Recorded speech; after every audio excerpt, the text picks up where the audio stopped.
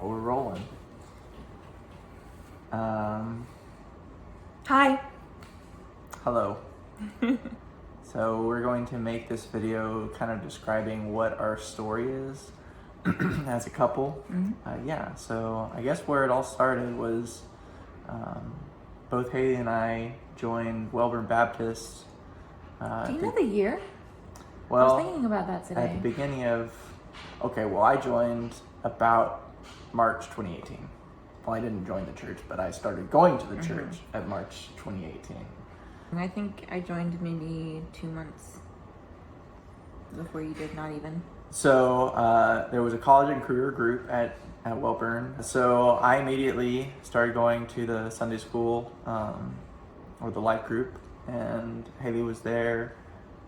But we really didn't interact a whole lot because she's super outgoing, but I'm the total opposite, and I basically only talk to people if they talk to me, and I wasn't very good at carrying on a conversation. So this is actually a question that I wanted to ask. So what was your first impression of me? So I've had some time to think about this. So I knew that you were very quiet. You were describing yourself fairly well. You're very self-aware, but just quiet, very intentional when he spoke, and very serious. You can tell that just from the few things that you would say, the way that you acted, that you're just very serious. I guess it's kind of just the opposite for you. You are very just bubbly and always laughing or giggling at something, and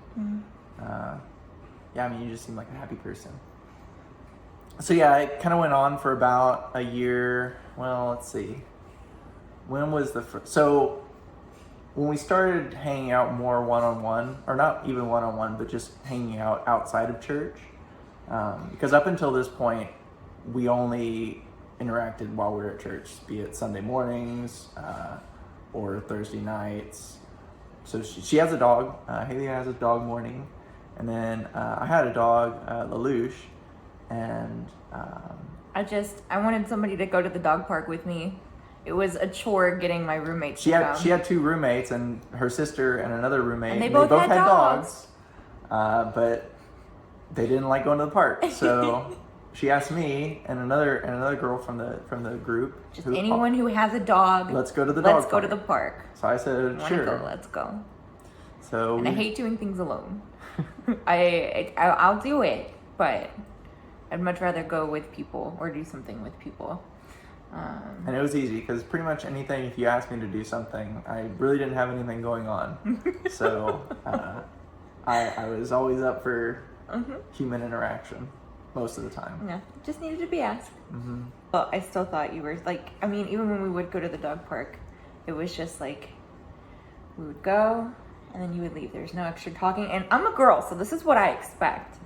But you're just so serious, and you just didn't even really talk a whole lot when we were there. Yeah, I would kind of just use the fact that my dog wanted to play and run as kind of an excuse not to Used it as an excuse. Oh, okay. Well, more or less, if I'm being honest, because I just, I know. intimidated, honest. I would probably say I was intimidated by just how talkative you are.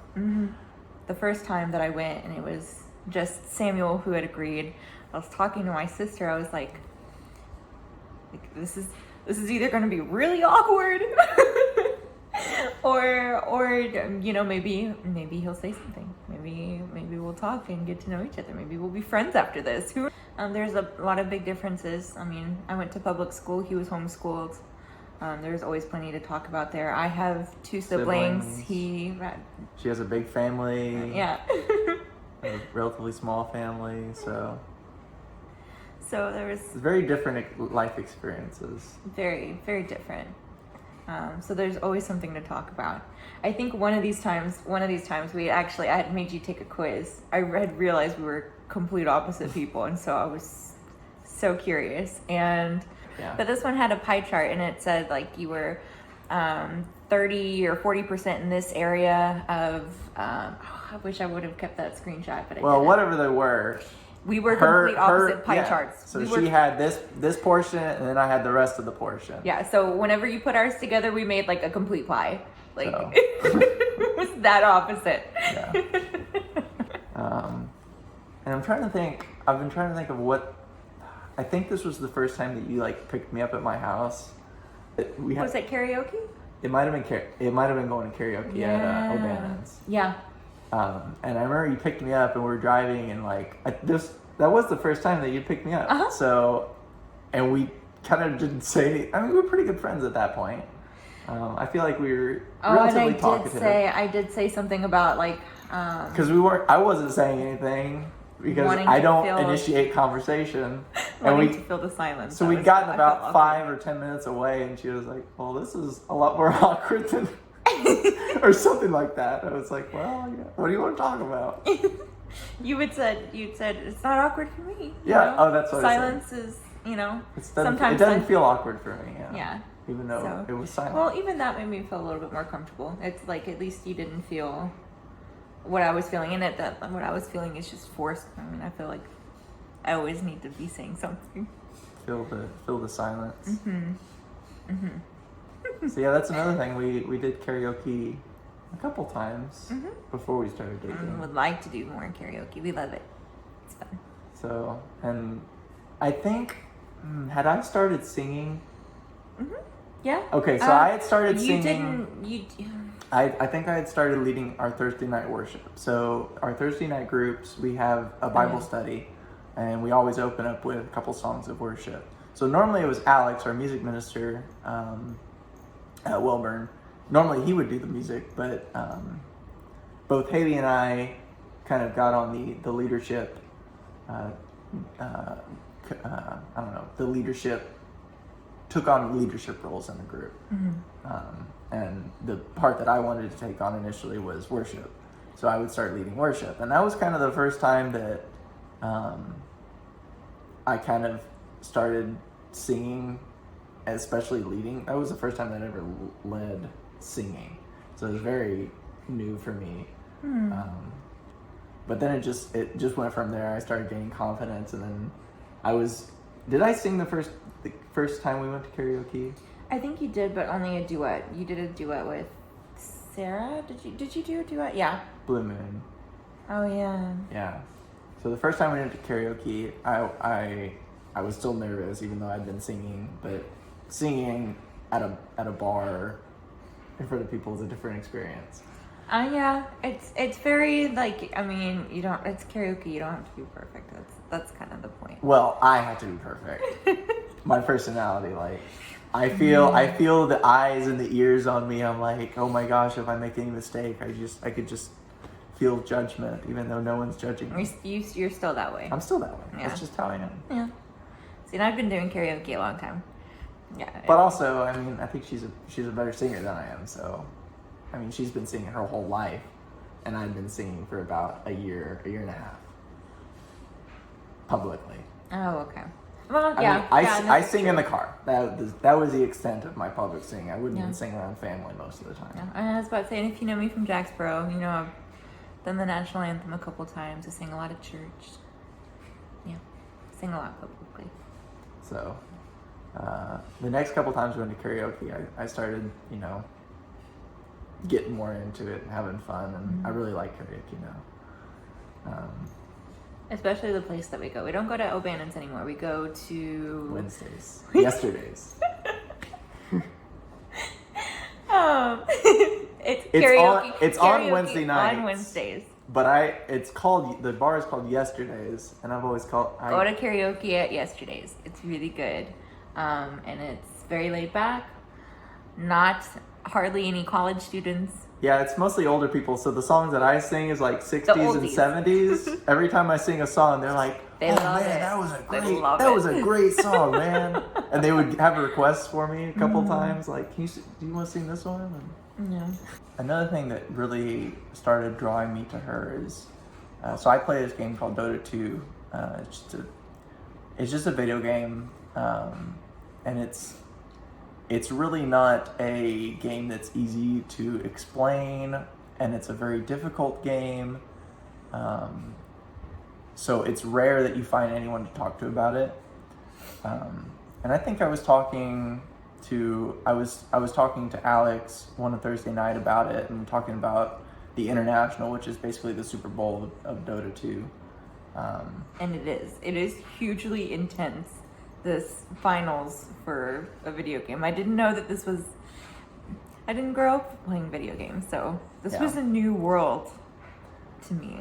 So I guess you asked me about it, or I talked about wanting to watch the International with a group of people. I really didn't have her in mind because she wasn't a gamer. I knew that, and still not a gamer. I try.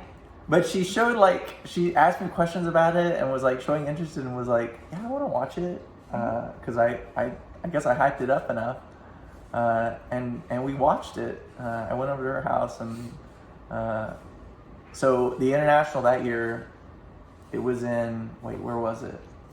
But it was in another country, so opposite time zones.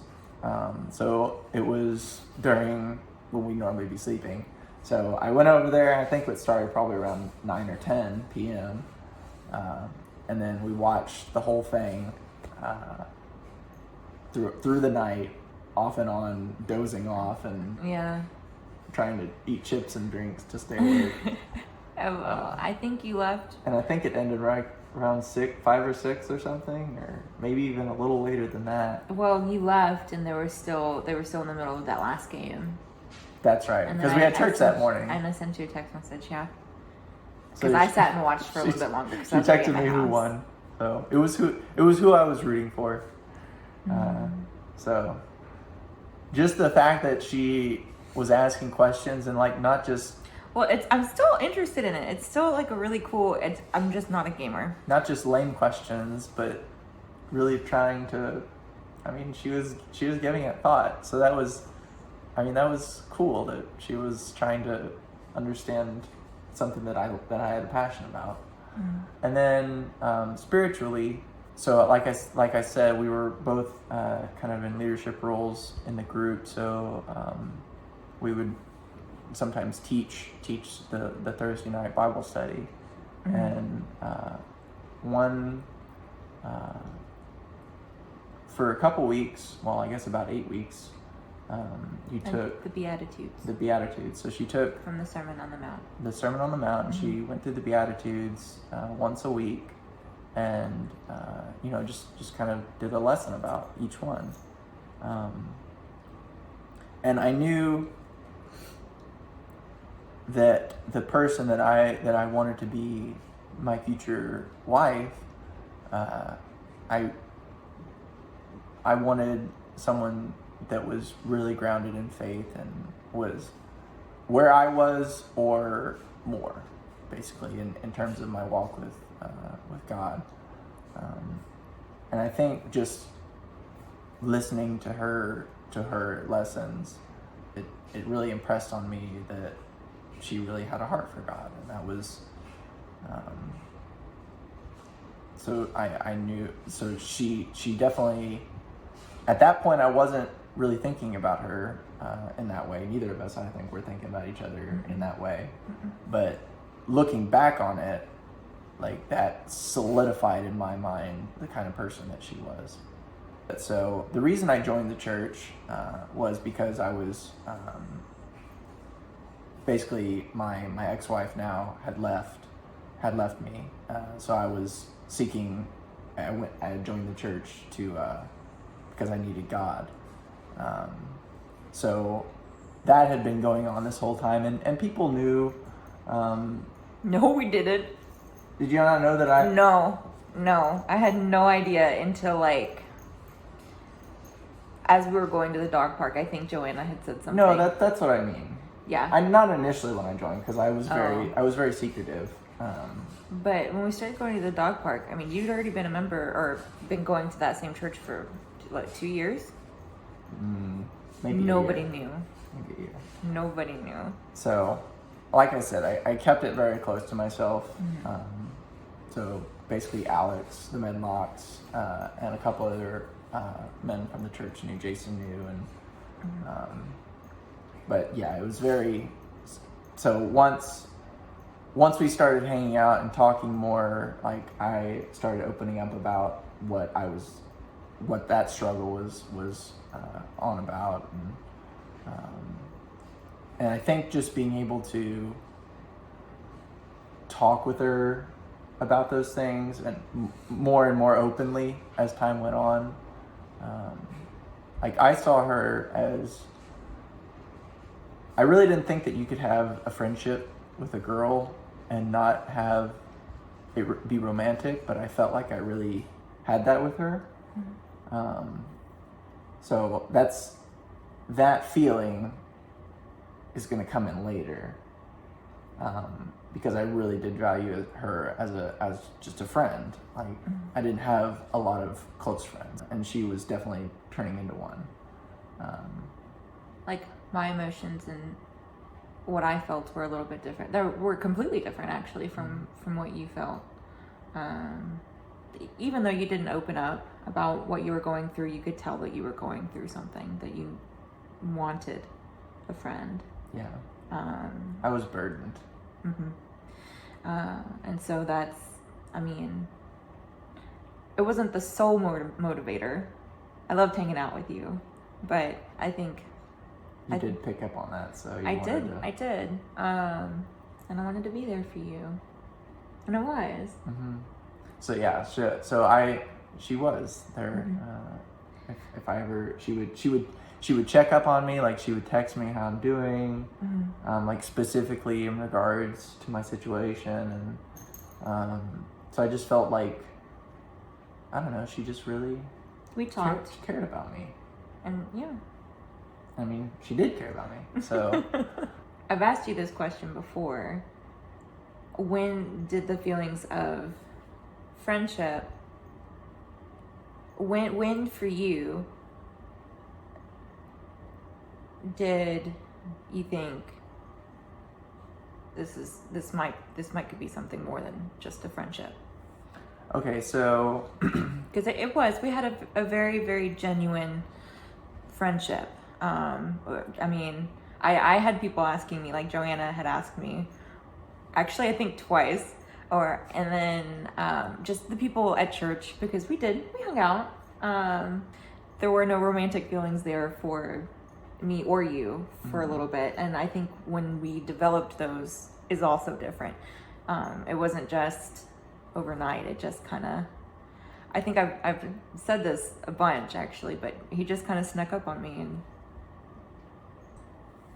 And comparing our positions, I am a divorcee, and then she is someone that hasn't been married before. And in my mind, I felt, I don't know, I just struggled with putting that on someone by expressing. And the reason I struggled with that, specifically with her, is because we had such a great friendship, and I was scared about endangering it by expressing that, like, hey, could this be more? So this is something that was a really big struggle for me too. I knew your situation. I knew everything that you were going through, even though you had expressed those feelings of just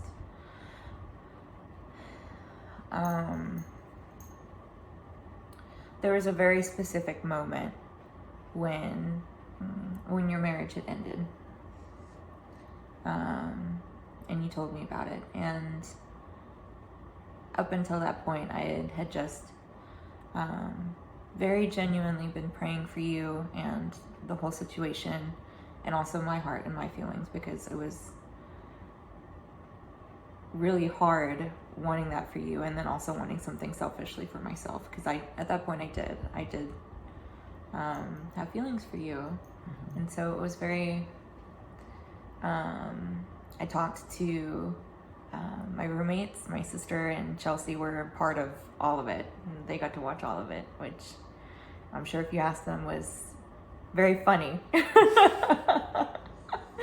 because they saw these two people that just really wanted to be together, but we made it so hard. But I think emotionally and it had to be. Yeah. And just in the sense that we just didn't know what to do with it for a short period. Because I wanted to respect and honor my marriage until it was completely done.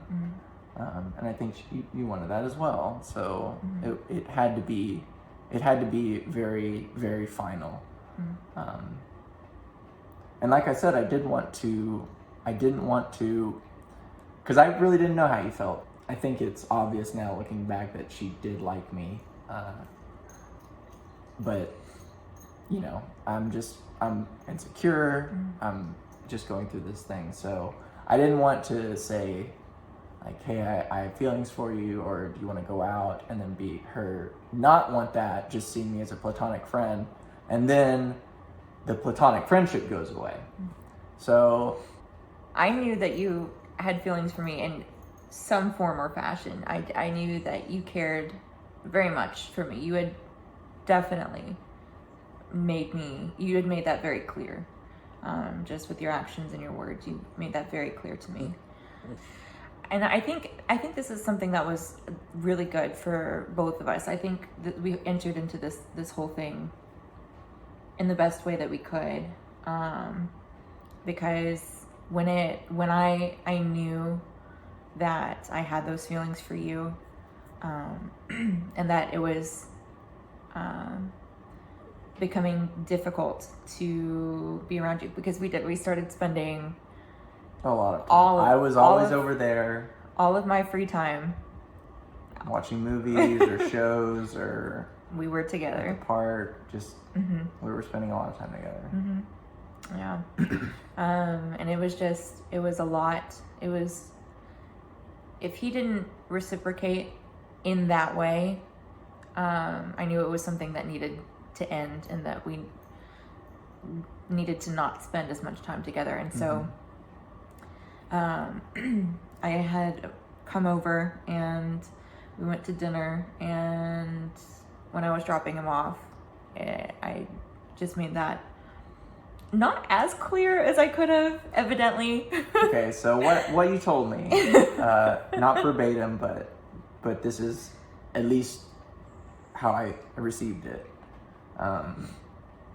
Just with everything that's going on with me, she felt like there needed to be some distance between us. I did say because the way I feel about you is too much. But even then, I didn't know what that meant. I know. I was very vague. So what I heard was, you just need to stop hanging out as much. So, okay. I was like, all right, well. So I went inside, went to bed, she went home, and then you talked to... I didn't go home, actually. I went to see Chelsea. Yeah. Because I was freaking out. And Chelsea, at the time, was working at a hotel as a night clerk, or she worked at the front desk at a hotel as a night shift. And so I went up to see her. It was about midnight. And I was freaking out. I told her, as girls do, she was like, tell me exactly what you said. And I told her. She told me I was an idiot and that he was not going to understand, which... She was right. She was right. And so I was freaking out. I called him and I told him that I liked him. She very plainly said she has feelings for me. And I understood it finally. And then I told her. So once I heard that just opened the gate. Like, I was like, yes, I want that too. And that night it was basically, let's be boyfriend and girlfriend. It's so weird to think of it now. We officially, to us, we officially started dating. But until the next one. Bye.